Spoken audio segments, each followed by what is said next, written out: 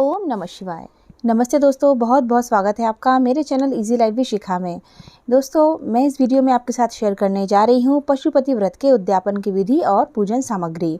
पहले मैं पशुपति व्रत की सुबह और शाम दोनों समय की पूजा का वीडियो अपने चैनल पर अपलोड कर चुकी हूँ। अगर आप देखना चाहें तो एंड स्क्रीन पर आपको लिंक मिल जाएगी।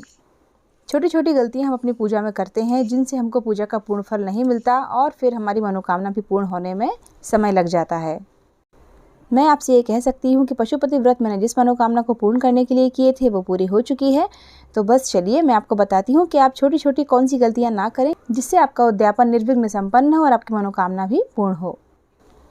तो दोस्तों, ये रही पूजा की थाली। जो पूजा की थाली हम सुबह लेकर जाते हैं, शाम को भी हमको वही पूजा की थाली लेकर जानी है और उस थाली में हमको अलग से कुछ भी ऐड नहीं करना है। अगर आपकी थाली में फूल ख़त्म हो गए हैं तो आप फूल ऐड कर सकते हैं।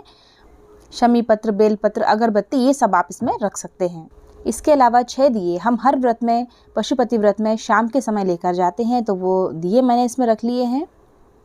अगर आप हर सोमवार को अबीर गुलाल ले जाते हैं तो वह भी आप लेकर जाइए, और नहीं ले जाते हैं तो कोई बात नहीं, कोई नया नियम शुरू नहीं करना है और उद्यापन में कोई नई चीज़ नहीं ले जानी है।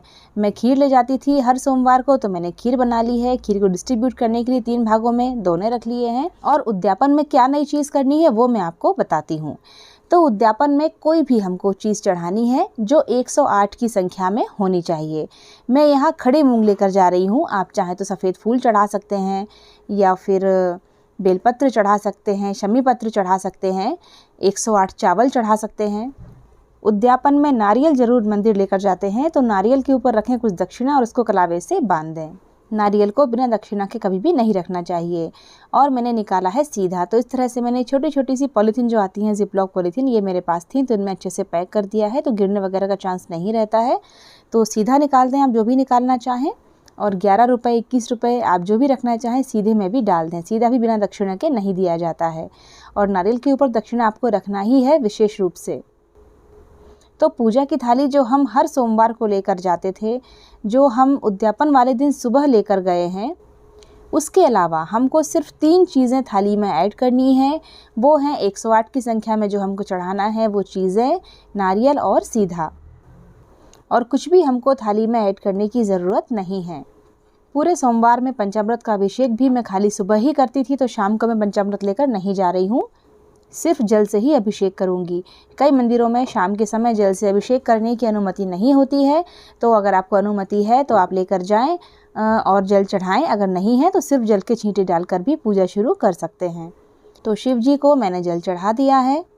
और ये तो आपको पता ही होगा, जब शंकर जी को जल चढ़ाते हैं तो जलाधारी से जो जल निकलता है, थोड़ा सा जल हम अपने घर पर लेकर जाते हैं, थोड़ा सा जल हम दरवाजे पर छिड़कते हैं और बाकी पूरे घर में जल छिड़कते हैं। इससे हमारे घर की शुद्धि भी हो जाती है और कहते हैं कि नेगेटिविटी बाहर निकल जाती है। इसके बाद बस जो चंदन वगैरह हम लगाते हैं शिव जी को, जैसे पूजा करते हैं हर सोमवार को, हमको बिल्कुल वैसे ही पूजा करनी है। कुछ भी नया नहीं करना है पूजा के संबंध में। जो हम सामग्री लाए हैं बस उससे जो नया करना है, उसके अलावा उद्यापन में कुछ भी नया नहीं करना होता है। बस अब हम जो बेलपत्र और फूल वगैरह चढ़ाते हैं हर सोमवार को, वो हमको चढ़ा देना है। और उसके बाद हम जो आटे के 6 दिए घर से बनाकर लाए हैं, वो दिए हमको उतार कर रख लेना है शिव जी के सामने। और कभी भी दियों को आप बिना आसन दिए ना रखें, चाहे आप भले ही फूल की एक पंखुड़ी रखें, लेकिन आसन ज़रूर दें, नहीं तो दिए का जो फल होता है दिए जलाने का, वो सारा फल धरती माता को मिल जाता है।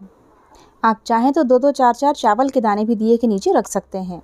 उसके बाद जो हम प्रसाद बनाकर लाए हैं घर से, उसके हमको 3 भाग कर देना है। वहीं शिव जी के सामने ही करें, घर से प्रसाद के 3 भाग करके नहीं ले जाए जाते हैं, वहीं रखकर शिव जी के सामने रखकर ही 3 पार्ट्स में प्रसाद को डिवाइड किया जाता है।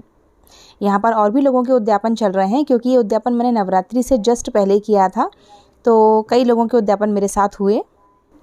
उसके बाद हम जो नारियल लाए हैं वो हमको थोड़ा सा चावल वगैरह रख के उसके ऊपर, और शिव जी को ऐसे इस तरह से टच करके और नीचे रख दें। जलाधारी के ऊपर नारियल ना रखें, क्योंकि शिव जी को जो नारियल जलाधारी के ऊपर चढ़ा दिया जाता है, जो भी फल या जो भी प्रसाद, फिर वो खाने योग्य नहीं रहता, उसको नहीं खाया जाता है।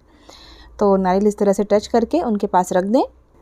उसके बाद आप जो भी चीज़ शिव जी को चढ़ाने के लिए लाए हैं 108 की संख्या में, श्री शिवाय नमस्तुभ्यम मंत्र का जाप करते हुए उनको चढ़ाइए। व्रत करते समय या उद्यापन करते समय आपको बिल्कुल नहीं सोचना है कि पता नहीं मेरी मनोकामना पूर्ण होगी या नहीं होगी। अगर आप जानते हैं कि आप भगवान से वही मांग रहे हैं जो आपको मिलना ही चाहिए, जिस पर आपका अधिकार है, तो पूर्ण विश्वास के साथ व्रत और उद्यापन कीजिए कि मेरी मनोकामना ज़रूर पूर्ण होगी। बस इसके बाद आपको जलाना है 5 दिए। दिए जलाइए, अगरबत्ती लगा दीजिए, धूप बत्ती लगा दीजिए, जो भी आप करते हैं हर सोमवार को पूजा उस तरह से पूजा कर दीजिए।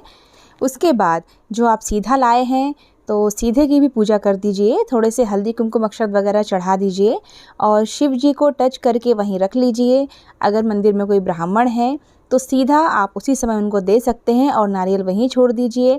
जो पंडित जी हैं वो अपने हिसाब से उठा लेंगे और जब तक पूजा पूर्ण नहीं हो जाती है, आप वहाँ से आरती करके हट नहीं जाते हैं, तब तक नारियल वहाँ से किसी को भी मत उठाने दीजिए और ना ही प्रसाद। तो सीधा मैंने अभी वहीं रख दिया है।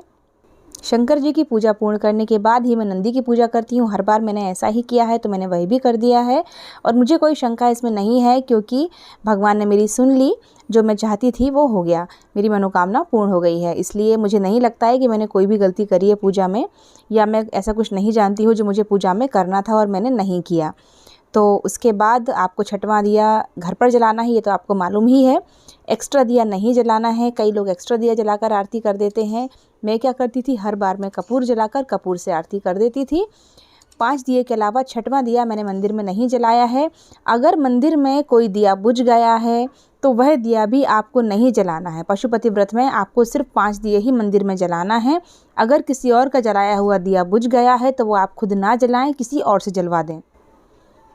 तो बस दोस्तों, कपूर से आरती करने के बाद उद्यापन हो चुका है पूर्ण। बस एक प्रसाद हमको उठाकर रखना है। प्रसाद का एक दोना अपनी थाली में और एक बचा हुआ दिया जो हमने नहीं जलाया। और उद्यापन में आपने इतनी मेहनत करी है तो घर जाकर भी कोई गलती नहीं करना है। पहुंचते से ही मुख्य द्वार पर दाईं तरफ दिया जलाइए और जब भी आप भोजन करने बैठें तो सबसे पहले प्रसाद खाइए।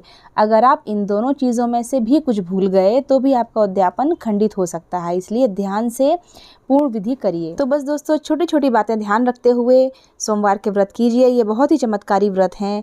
सभी की मनोकामनाएं पूर्ण हो रही हैं। आज तक मैंने किसी के मुंह से ये नहीं सुना कि मैंने पशुपति व्रत किया और मेरी मनोकामना पूर्ण नहीं हुई। और मैंने जो भी बताया है, मुझे लगता है कि मैंने संपूर्ण विधि और सामग्री बता दी है। अगर आप कुछ जानना चाहते हैं जो मैंने इस वीडियो में नहीं बताया है तो मुझसे आप कमेंट बॉक्स में पूछ सकते हैं कि मैंने क्या किया और क्या नहीं किया। तो दोस्तों, बस ये वीडियो मैं यहीं पर एंड करने जा रही हूँ। अगर आपको पसंद आया है, कुछ भी यूज़फुल लगा है वीडियो में, तो लाइक ज़रूर कीजिए, दूसरों के साथ भी शेयर कीजिए और इसी तरह के और भी वीडियोस के लिए हमारे चैनल को सब्सक्राइब ज़रूर कर लीजिए। फिर मिलते हैं अगले वीडियो में। हर हर महादेव, ओम नमः शिवाय।